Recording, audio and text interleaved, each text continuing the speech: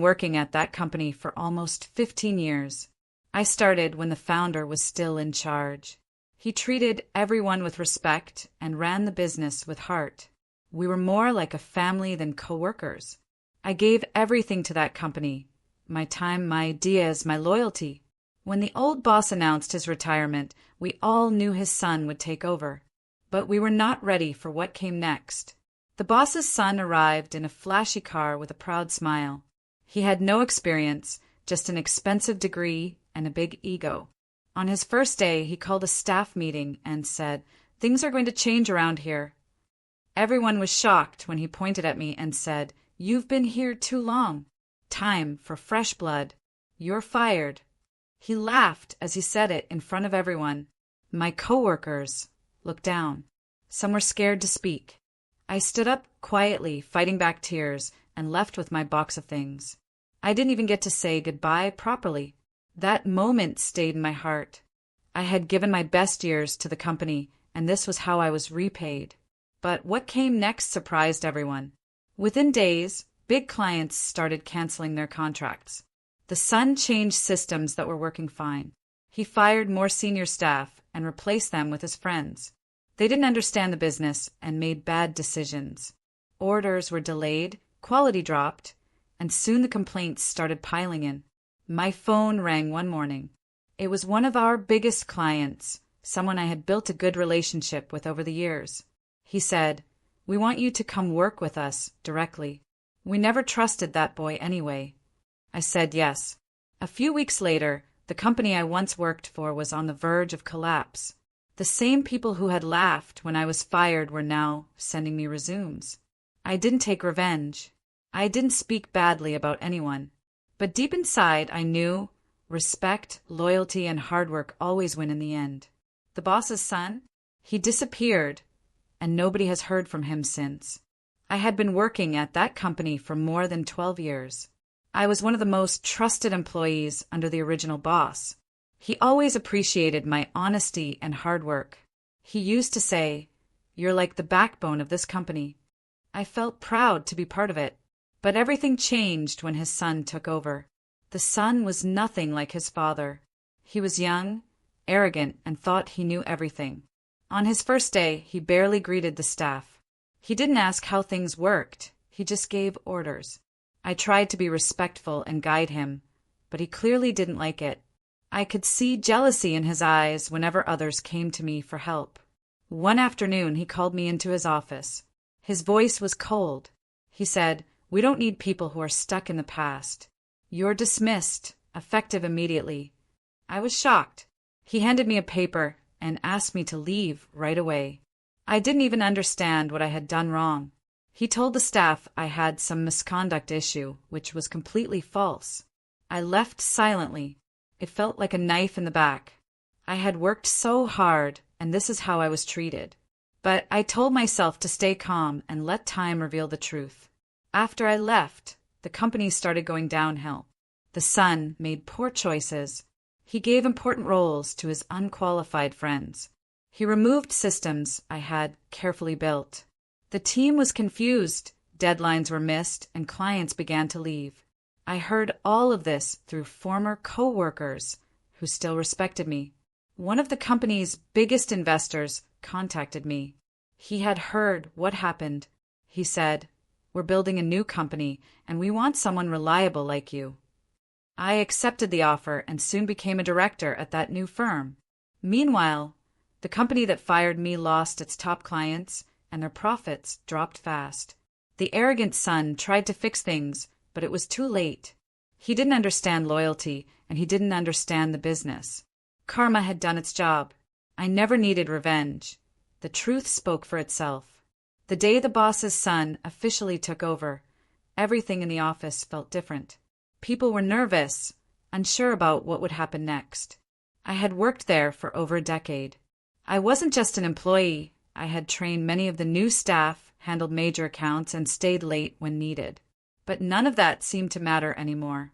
The new boss came in with too much confidence and zero respect. He didn't bother learning names, asking questions, or even understanding the work culture. I tried to welcome him, but he gave me a fake smile. Later that week, in a team meeting, he pointed at me and laughed, saying, "Why do we still have old furniture here?"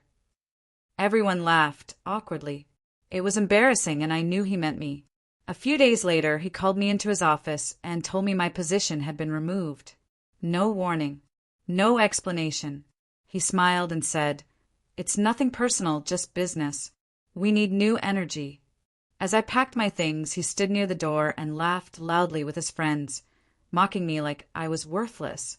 I left with my head down, not because I was ashamed, but because I was deeply hurt. At first, I didn't know what to do, but within a week, a former client contacted me. They had heard I was let go and wanted me to join their new startup as a senior advisor. I said yes. I worked day and night, and in a few months, the new company started growing fast. We brought in many clients who had once trusted my work in the old company. Meanwhile, the boss's son was making a mess. He didn't understand the business, and his ego pushed away good employees. The company's performance dropped, and the news even reached industry websites. I didn't smile at his failure, but I knew I didn't deserve the way I was treated. 6 months later, our new startup won an award for best performance. The same people who laughed at me now followed my LinkedIn. The boss's son? He was removed by the board. He lost everything overnight. Turns out, being cruel in power only leads to downfall. When the original boss retired, we were all a bit sad but hopeful. He had built the company with care, treating us like family. But when his son stepped in, everything changed. He looked at us not as people, but as numbers to cut and replace. He said he had modern ideas and wanted to make the company fresh. On his first day, he didn't talk to any of the old employees. Instead, he held a short meeting and said, "We need to remove outdated systems and people. This is the future now." Many of us felt nervous. We had been working there for years, some even longer than him. But he didn't care. Within the first month, he fired several of the senior staff. Most of them were the ones who actually kept things running smoothly. He brought in his college friends, young, inexperienced, but loyal to him. One of them became the new HR head, another the marketing manager. They didn't know how things worked, but they acted like experts. I was one of the few older employees who remained. I did my best to cooperate, but soon I too was replaced without reason.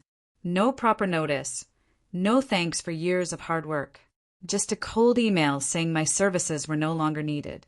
The new team laughed behind closed doors, calling us the old furniture. But what happened next was something they didn't expect. The new hires didn't understand the clients or the systems. They missed deadlines, messed up billing, and ignored important contracts. The old clients began to leave. The reputation of the company dropped quickly. Reviews on social media turned negative. Even investors started asking questions. Meanwhile, I had quietly started offering freelance services. Some of our old clients reached out to me directly. They said they trusted me, not the new team. Soon, I had more work than I could handle. I partnered with 2 of my old colleagues, and together we started our own firm. In just a few months, our small company was making good profit.